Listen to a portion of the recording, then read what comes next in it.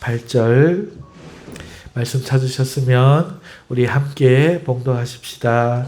그러므로 사랑하는 자들아 너희가 이것을 바라보나니 주 앞에서 점도 없고 흠도 없이 평강 가운데서 나타나기를 힘쓰라.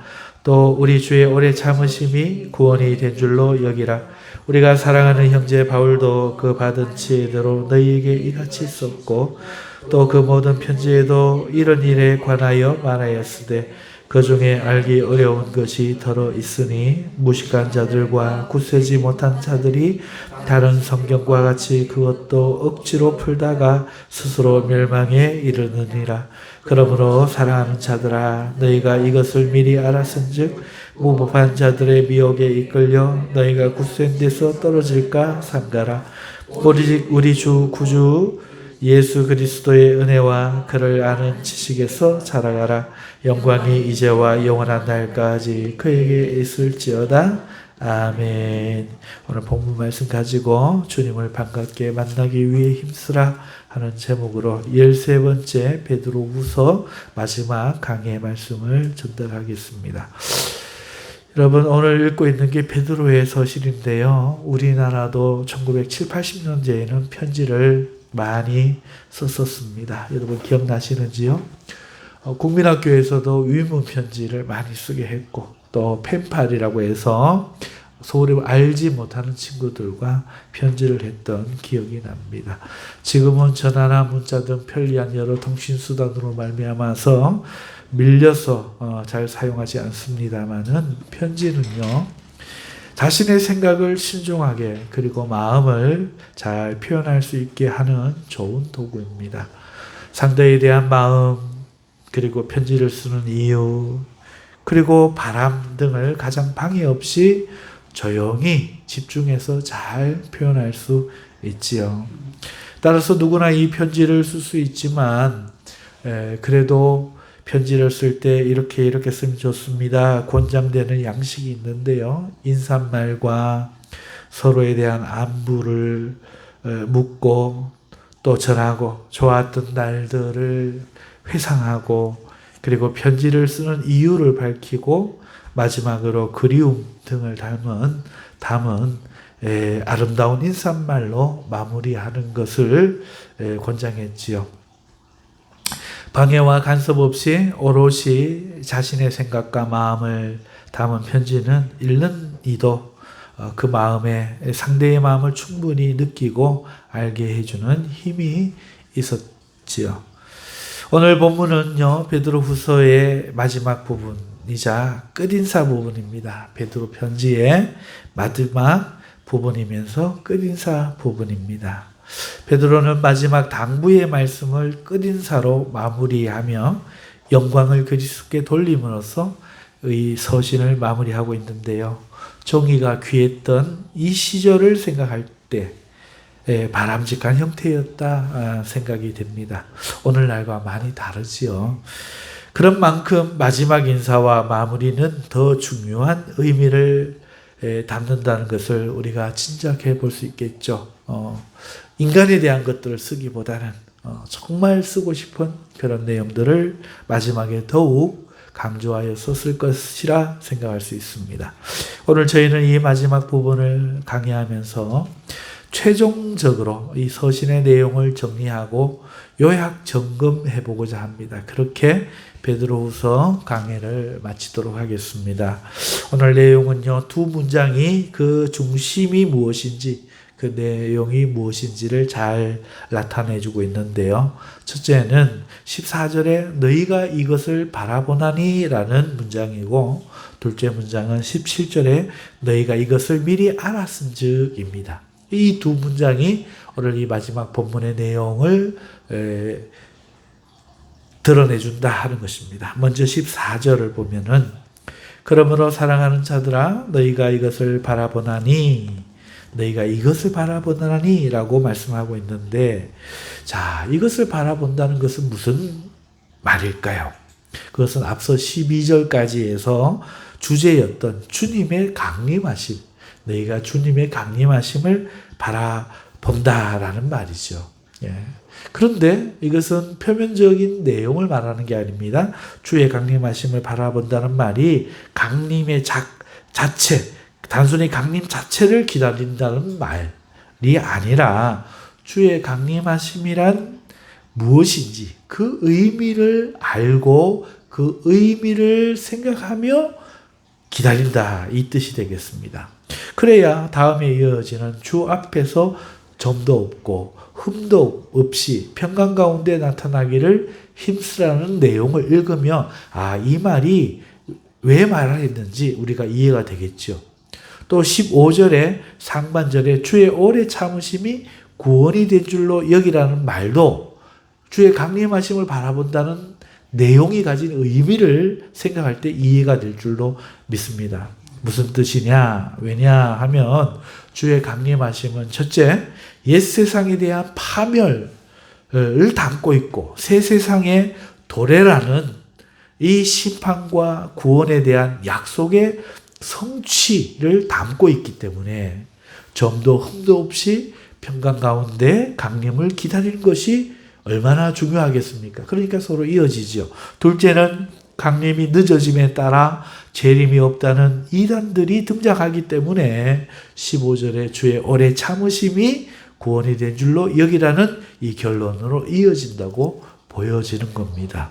그러니까 이것을 바라본다 해서 이 두 말이 다 그 두 내용, 강림에 대한 내용이 담겨져 있다 하는 것이죠. 즉 단순히 주의 재림이라는 사건을 기다리는 자들이 아니라 주님의 강림을 기다리는 신자라는 것은 주님의 이 재림의 사건을 기다리는 자들이 아니라 그 재림이 어떤 의미인지를 알고 이 땅에서 기다려야 된다는 것과 그것을 말하고 싶은 마지막 그 인사 부분에 이 내용으로 사도 자신의 의중을 잘 드러내고 있다 하겠습니다. 그러므로 이것이 얼마나 베드로 사도가 강조하는 건지 그 중요성을 우리가 이해할 수 있을 줄 믿는데요. 사랑하는 성도 여러분, 그렇다는 것은 오늘 이 땅을 살아간 우리에게도 이것이 동일하게 중요하다 말할 수 있지 않겠습니까? 우리가 주님의 재림을 바라며 사는 신앙이 되어야 함에 모두 동의하고 또 매번 그것을 강조하며 잊지 않기를 노력합니다만 재림을 기억하는 성도의 삶에 있어서 더 중요한 것은 재림의 사건보다 더 중요한 것은 재림의 의미를 이해하고 사는 삶이 되어야 한다는 것인 줄 우리가 다시 한번 생각해 봐야 합니다. 옛것이 완전히 파괴되고 지금 우리가 살고 있는 것은 다 옛것이에요. 이 옛것이 완전히 파괴되고 부수는 게 아니라 완전히 영원히 소멸되는 것, 이게 재림이잖아요. 오늘 바로 앞에서 밝힌 하늘이 풀어지고 땅에 있는 모든 물질이 사라지고 없어요. 새하늘과 새 땅.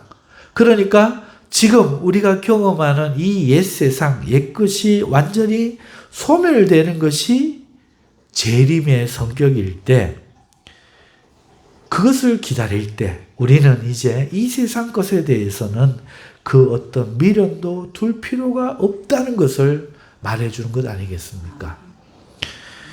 주님의 재림이 가져올 이 세상이 새 세상임을 우리가 깨달을 때 우리가 가지고 들어갈 것이 전혀 없다는 거죠.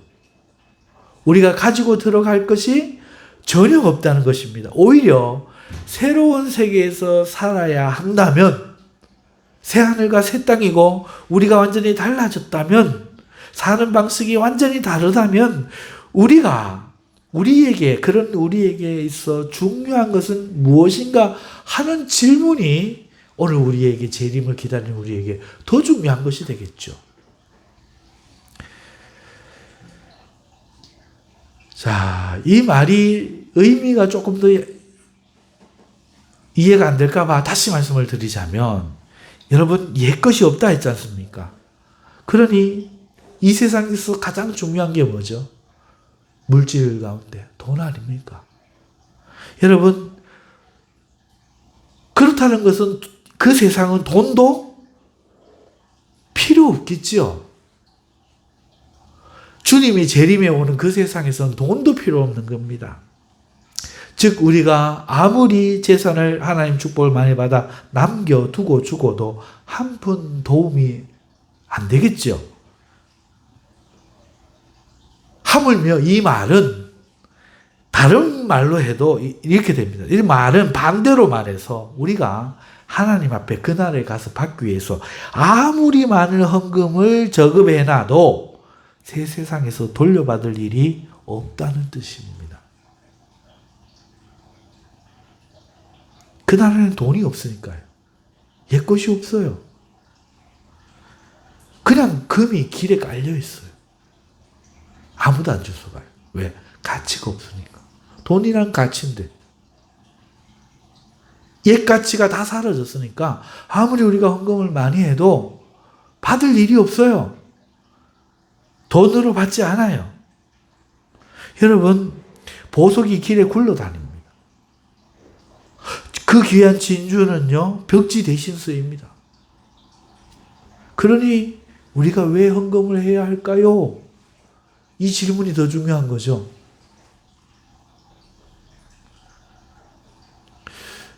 의미 깊이 생각해 보면은 더 깊이 한번 생각해 보죠. 뭐 다른 것들 생각해 보죠. 옛 것이 없다는 말, 다 사라진다는 말은 이 땅에서의 육신적인 삶, 내 존재, 이것도 없다는 거죠. 저는 남자인데 남자가 없어요. 그날에 여자가 없습니다. 당연히 부모 자식이 없죠.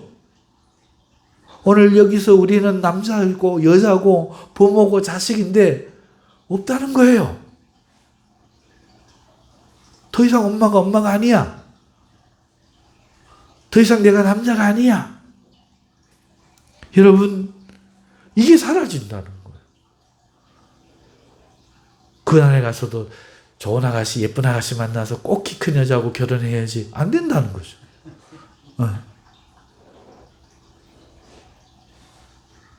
여기서 뭐니 이룬 생, 저기 가서 이루어야지. 없다는 겁니다.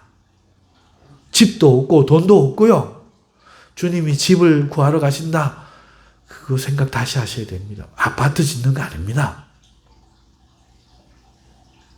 여러분, 그러면 이 땅을 살아가는 우리는 어떤 가치관에서 그 재림, 새하늘과 새 땅을 바라보며 오늘의 현실을 살아야 할까? 이게 우리의 질문이 되어야 되죠. 그렇죠? 이 의미를 알고 재림을 기다려야 한다 하는 거잖아요. 분명한 것은 현실에 처한 우리의 본분은 다 해야겠지만 현실에서는 남편이고 아내고 자식이고 선배고 후배고 지도자고 성도고 이런 본분이 있으니까 여기에서 하늘을 산다고 파괴할 게 아니라 최소한의 본분을 다 해야 되겠지만 그렇기 때문에 너무 거기에 매여 살지 말고 믿음으로 사는 영적인 삶에 우리가 더 집중해야 된다는 말씀 아니겠습니까? 그 재림을 기다리며 산다는 것은 아버지가 교회 가지 말한다고 아버지가 가지 말라고 그냥 갈 수가 없어. 이래서는 안 된다는 거죠. 아내가 예수님 못 믿는다고 이혼한다고 나 교회 가지 말해. 나 좀 설득시키고 올게. 30년만 기다려봐. 이러지 말라는 거죠. 이 땅에서 최소한의 주님 안에서의 본분은 다 돼. 가장 중요한 영적이고 믿음의 삶에 우리가 더 집중해야 된다. 이 의미를 말해주는 거죠. 우리가 이것을 생각하며 살아갈 때 과연 새 하늘, 새 땅에서 새로워진 나와 나의 삶에 무엇이 가장 중요한가 하는 것을 생각할 때 여러분은 무엇이라고 생각하십니까? 한번 생각해 보시죠. 막연하게 아멘 할 게 아니라 여러분 오늘 베드로의 마지막 인사는 그걸 묻고 있는 거 아니겠습니까? 과연 중요한 것이 무엇일까? 그 말을 한다는 것은 무엇이 중요하냐는 거예요. 한때 유행한 유행어처럼 무엇이 중요한디? 여러분 생각해 보셨나요? 새하늘과 새 땅만 바라보셨습니까? 새하늘과 새 땅, 새로운 세상에 여러분이 섰다고 가정하고 한번 생각해 보세요. 뭐가 중요하겠습니까? 딱 하나뿐입니다. 그곳에 계신 그곳의 주인과 여러분이 얼마나 가까운 사이인가, 이거 하나가 중요한 거예요. 생각해 보세요. 그곳의 주인을 여러분들이 이 땅에서부터 사랑하고 친밀한 존재였다면 그 세상은 그야말로 이름 그대로 천국이겠죠. 하지만 안 친해. 아직 거리감이 있어. 그러면 문제가 되지 않겠습니까? 돈이 문제입니까? 남자인 게 문제입니까? 뭐가 문제가 되겠습니까? 새하늘과 새 땅의 주인이신 주님이 나를 반긴다. 아무 문제 없어. 주님이 낯설다. 주님이 경계하신다. 그야말로 지옥이 되지 않겠습니까?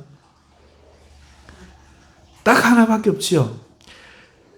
그래서 베드로 사도는 이 두 마디로 이걸 주의시키는 거예요. 이것을 바라보나니, 이것을 미리 알았은즉, 말씀을 통해서 그 땅에서 중요한 것이 무엇이냐, 이걸 지금 이야기하고 싶은 겁니다. 그분과 친하여 그분을 맞을 때 흠도 없고 점도 없이 평강 가운데 그분을 만나는 곳. 그래서 이 말이 나오는 거예요. 말로 그렇게 써놓지는 않았지만 딱 그 말인 거죠. 의미가. 주의 강림의 의미를 알았으면 그분과의 친밀감, 그분에게 인정받을 만한 삶, 그래서 부끄러움 없이 반갑게 그분에게 나타나는 거, 이거보다 더 중요한 것이 무엇이겠습니까? 바로 그게 신앙의 본질임을 사도가 서신 마지막에 말씀하는 거 아니겠습니까? 아 해도 그 속에 들어있는 뜻을 바르게 알아듣고 그래도 바르게 알아들어야죠. 또 재림이 없다는 이 이단들에 대해 미리 알았으니 미혹에 이끌리지 않는 것이 얼마나 중요하겠어요. 그래서 경계하는 거겠죠. 만일 이끌리면 굳센 데 서 있더라도 떨어지지 않겠습니까? 그러니까 마지막 당부죠. 마지막 중요한 내용과 인사를 마무리함에 있어서 강조하고 싶은 거. 주님 만날 때 친밀한 것보다 더 중요한 게 뭔디? 무엇이 중요한디? 헌금에서 무엇이 중요한디? 액수가 얼마인 게 뭐가 더 중요한디? 무엇이 중요한디? 네가 주를 사랑하지 않고 오늘 서먹서먹하게 예배에 나와갖고 형식으로 예배에 나있다가 그날에서 형식으로 딱 주님을 만나면 무엇이 중요한디? 골 때린다, 그 이야기죠. 거기다가 무법한 자들의 미혹을 받으면 무슨 소용이 깐디? 이거죠. 오늘 넘어져 버리면 무슨 소용이 깐디? 조심해래.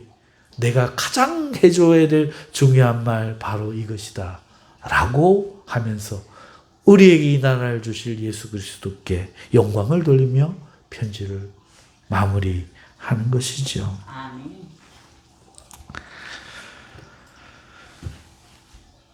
중간에 15절에 보면은 바울에 대해서 잠깐 언급이 나오는데 이거에 대해서도 잠깐 말씀을 드리고 강의니까 말씀을 마치면은, 여러분 우리 베드로 후서가 AD 60에서 68년경 쓰인 걸로 추정이 돼요.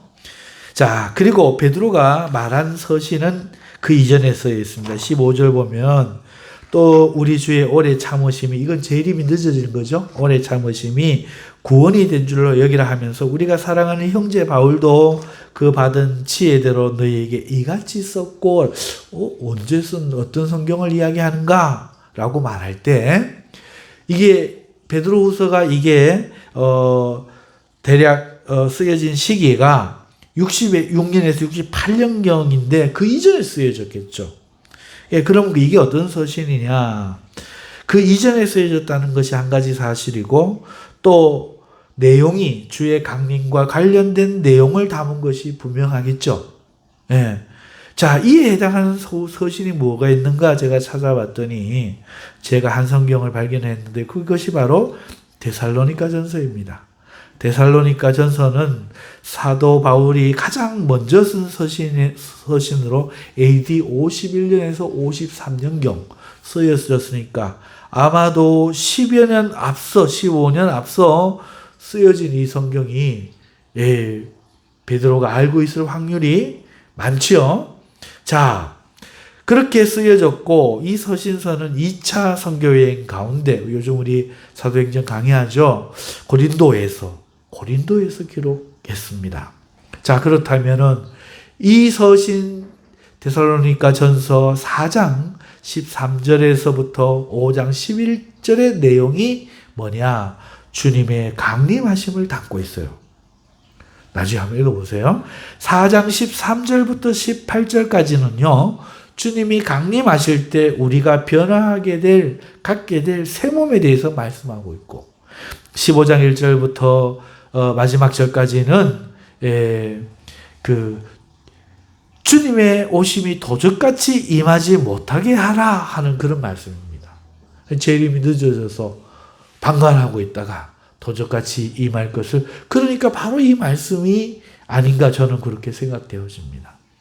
그러므로 베드로가 바울이 먼저 쓴 서신이라는 것은 바로 이 데살로니가 전서를 말하는 것이고 그 중에 알기 어려운 것이 들어있으니 무식한 자들과 구세지 못한 자들이 다른 성경과 같이 그것을 억지로 풀다가 스스로 멸망에 이른다 하면서 주의를 준 내용이라는 것은 주의 강림과 새 몸에 대한 해석, 이걸 억지로 하려고 하다가 이단이 될까 주의하라, 이 말씀이라 생각됩니다. 아닌 게 아니라 오늘날 가장 많은 이단들이 주님의 재림에 대한 이단들이지요. 많이 등장했지요. 말씀 그대로입니다. 자, 이제 베드로 강의 말씀을 맺습니다. 베드로 후서의 이 전반적인 내용은 1장 처음에 시작할 때 뭐가 나옵니까? 믿음에 더해야 될 아름다운 덕목들로 시작합니다. 기억나시죠? 이제 우리가 이 결론을 읽고 나니 이게 이해가 되는 거죠. 어떻게 해요? 주님의 재림에 우리가 좀 더 흠도 없이 나타나기 위해서는 뭐가 중요한디? 우리 믿음이 어떠해야 하냐. 이게 중요하다 그 얘기죠. 그게 진짜로 재림을 기다리는 사람의 올바른 기다림이다 하는 것이죠.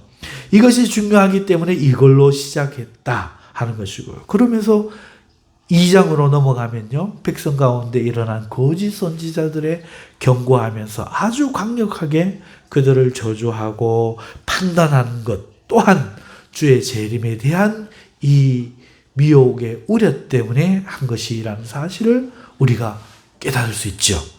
맞죠? 자, 그리고 그 모든 것을 다시 한번 3장에서 정리하고 오늘 읽은 마지막 인사에 또 한 번 인사로서 이를 정리하여 결론 지은 것을 볼 때, 두 문장으로 결론 지은 것을 볼 때 이 서신이 얼마나 집중해서 베드로 사도가 생각하는 의중과 그 마음을 잘 조밀하게 드러냈는지를 알게 하죠. 그저 생각대로 쓴 게 아니라는 거죠.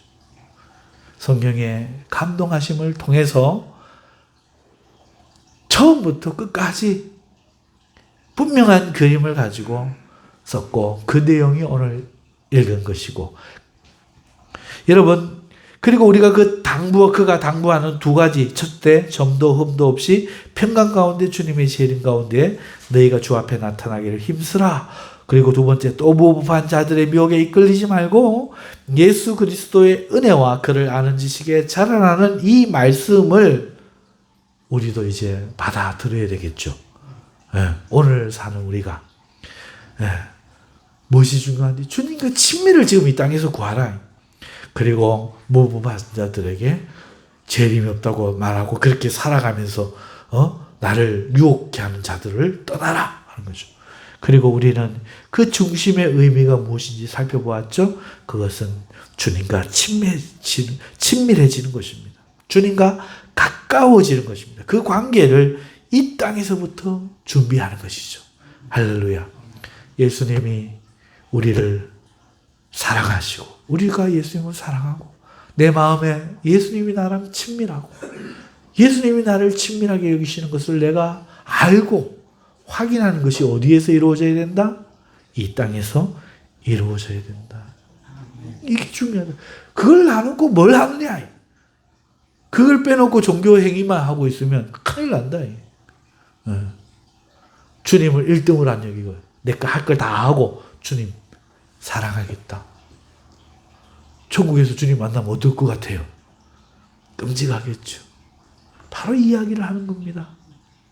사랑하는 성도 여러분, 그러므로 오늘 이 말씀은 우리에게 주시는 말씀입니다. 주님을 만나기 위해, 반갑게 만나기 위해 힘쓰는 여러분 되시길 바랍니다. 주님과 친밀함을 구하는 우리 모두가 되시기를 주님의 이름으로 축복합니다. 기도하겠습니다. 거룩하시고 자비하신 하나님 아버지, 주님을 사랑한다 말함에 있어서 주저하는 자들은 없습니까? 주님이 날 사랑하실 거라 기쁘게 고백하기가 주저되는 심령 없습니까? 그렇다면 그것이야말로 화 있고 큰일입니다. 주여, 이에 부끄럽지 않도록 먼저 이를 회복하는 우리 모두가 되게 하여 주시옵소서. 예수님 이름으로 기도드립니다. 아멘.